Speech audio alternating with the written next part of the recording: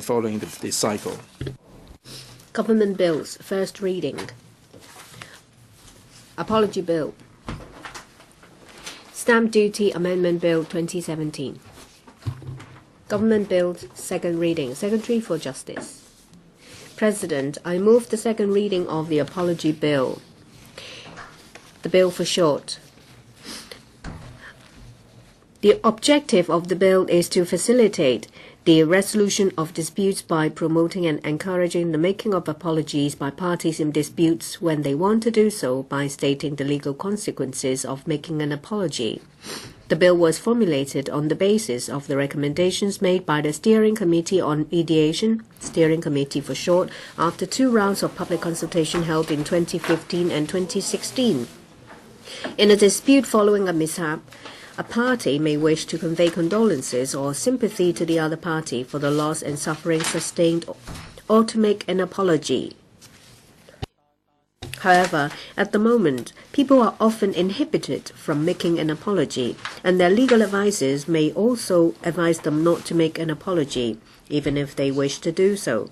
This is because, under the current law of Hong Kong, an apology may be relied on by a plaintiff in a civil proceedings as evidence of admission of fault or liability on the part of the defendant, that is, the party making the apology. Further, there is a common concern against the making of an apology for fear that one's insurance company may seek to repudiate liability under an insurance policy by relying on clauses in the insurance contract that prohibit the admission of fault by an insured. Such a general reluctance to apologize is certainly not conducive to the prevention of escalation of disputes or their resolution. Apology legislation is not something new among common law jurisdictions. The first apology legislation was enacted in Massachusetts of the United States of America in 1986. At present, over 30 American states have apology legislation. Subsequently, apology legislation was also respectively enacted in Australia, Canada, and Scotland. The Steering Committee conducted 2 rounds of public consultation on the proposal to enact apology legislation in Hong Kong in June 2015 and February 2016.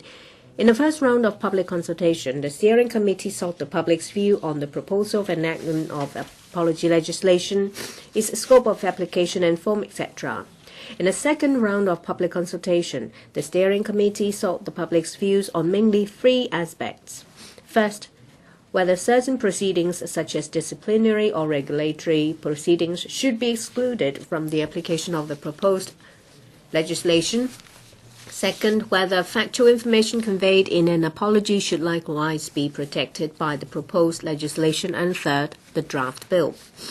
Having taken into account the responses received in the second round public consultation and other relevant considerations, the Steering Committee published its final report in November 2016, recommending that the proposed legislation should apply to all disciplinary and regulatory proceedings except proceedings conducted under the Commissions of Inquiry Ordinance Cap 86, the Coroner's Ordinance Cap 504, and the Control of Obscene and Indecent Articles Ordinance Cap 390.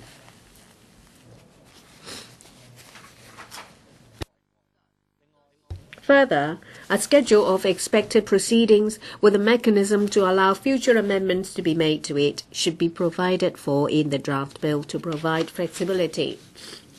The Steering Committee also recommends that statements of fact conveyed in apologies should likewise be protected, but the decision makers, for example, a court, a tribunal, or an arbitrator, etc., in applicable proceedings should retain discretion in this matter.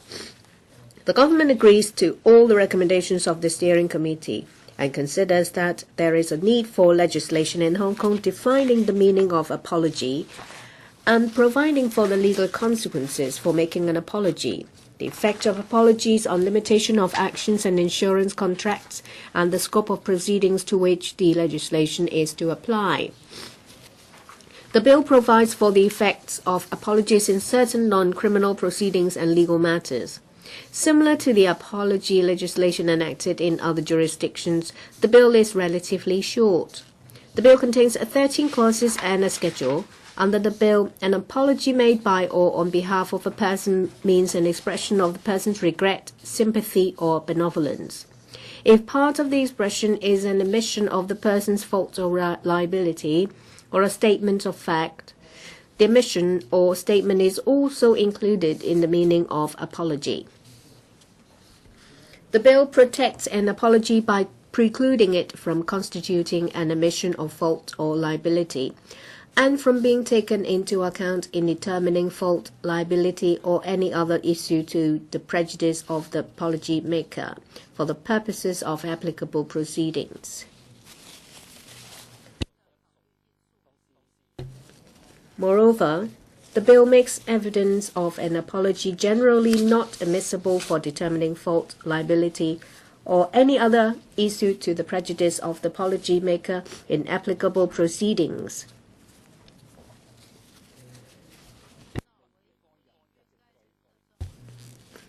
Nevertheless, a statement of fact contained in an apology is admissible as evidence in particular applicable proceedings at the decision-maker's discretion, which may be exercised in an exceptional case and only if it is just and equitable to do so, having regard to all the relevant circumstances.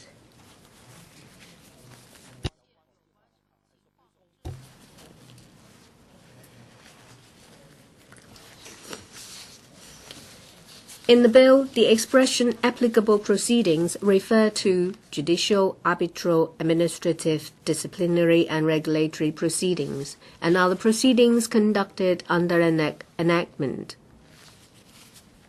However, they do not include criminal proceedings or some specific types of accepted proceedings listed in the schedule, which can be amended by the Chief Executive in Council. The bill also precludes an apology from constituting an acknowledgement of a right of action, and so also from extending the relevant limitation period for the purposes of the Limitation Ordinance Cap 347. Moreover, the bill provides that an apology does not affect any insurance cover, compensation, or other form of benefit under a contract of insurance or indemnity. To maximize the benefits of the bill applies to the government. The Department of Justice, together with the Steering Committee, provided a briefing to the Panel on Administration of Justice and Legal Services in November last year. The panel, on the whole, supported the proposed apology legislation. President, the objective of the bill is consistent with the government's policy to encourage the wider use of mediation to resolve disputes. The introduction of new legislation is the only option that can provide legal certainty on the implications of making an apology by a party to a dispute in Hong Kong. Further, Hong Kong will become the first jurisdiction in Asia to enact apology legislation. And this will help to further enhance Hong Kong's position as a center for international legal and dispute resolution services in the Asia-Pacific region. With these remarks, I urge members to support the bill. Thank you, President. I now propose the question to you, and that is that the apology bill be read the second time. In accordance with the rules of procedure, the debate is now adjourned, and the bill is referred to the House Committee. Secretary for Transport and Housing. President,